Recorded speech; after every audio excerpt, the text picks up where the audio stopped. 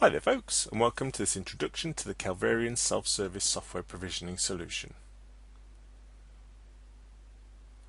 The provisioning solution uses a streamlined, ITIL-friendly process. It provides end-to-end software provisioning leveraging the System Center suite. Package management is via the Service Manager CMDB. Self-service provisioning is provided with built-in approval. It uses a modular approach to simplify modification or extension. Let's take a look at the solution.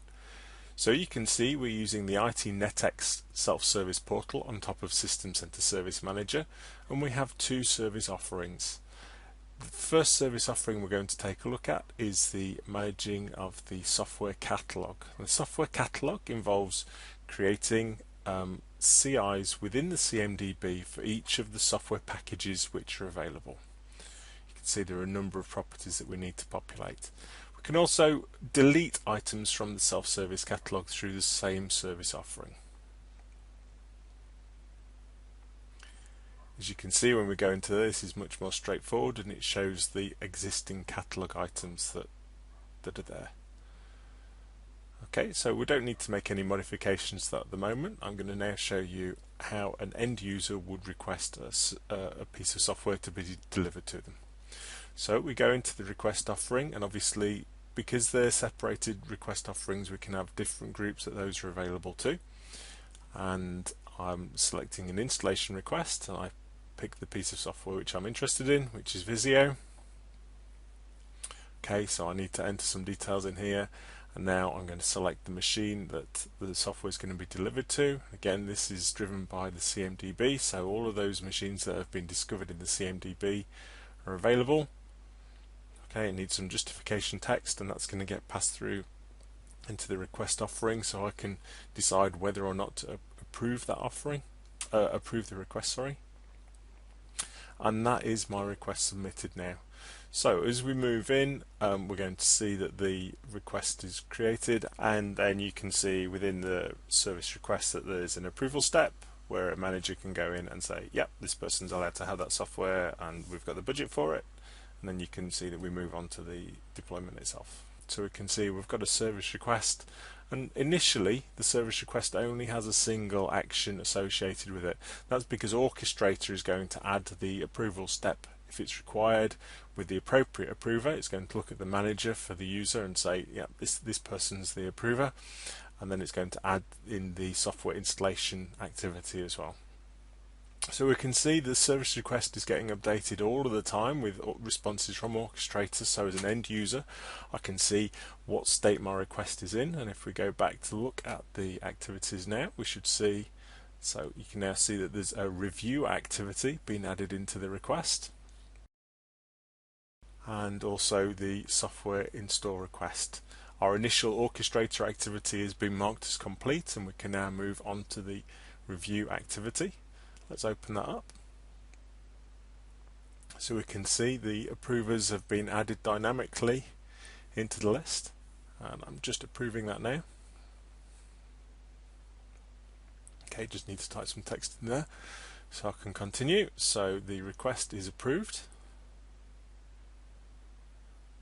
and obviously, as you would expect with all service requests, as that is approved, we're going to move on to the next activity. So you can see now within Orchestrator we've got our runbooks which are monitoring Service Manager, looking for requests that are in an approved state and ready to move on with them. So as I said in the slides earlier, it's a modular approach. You can see that the runbooks have been split out into separate runbooks for each of the activities that are required. It makes it easier to add new activities into there and to manage those existing tasks. Just looking out, and we can see that the deployment activity has started. So for a software install request, actually the nuts and bolts right down in the heart of it is it's as simple as adding a machine to the appropriate group and then updating the config manager collection, and that's what's happening in this runbook here. We're just waiting for that to take place.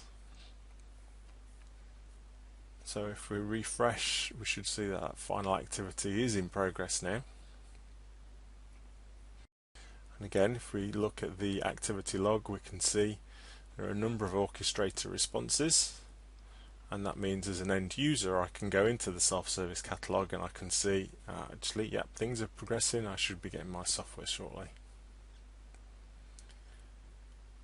So just to show you in the self-service view, we see the same details in there. So a number of orchestrator responses available to us. And if we take a look, so we can see that the runbook is actually executing right now. It's adding the machine to the group. There's a short delay in the middle there just to allow the groups to propagate around the system before the collection gets refreshed. I'm just going to use a bit of camera trickery just to save us having to sit and wait for 5 minutes while I try and find something to talk about. And there we can see that's completed. So now the config manager collection's been updated.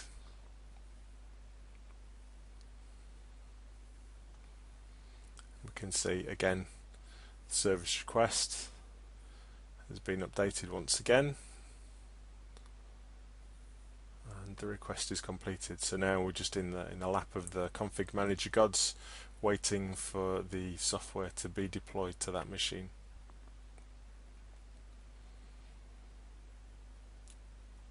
As you can see from the end user point of view, it's very straightforward, and as we've looked around through the runbooks and the various components, you can see from managing the whole end-to-end process, it's all quite straightforward as well.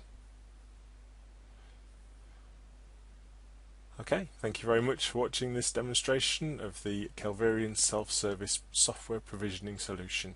If you have any questions around this solution or any of our other products, please visit www.kelverion.com.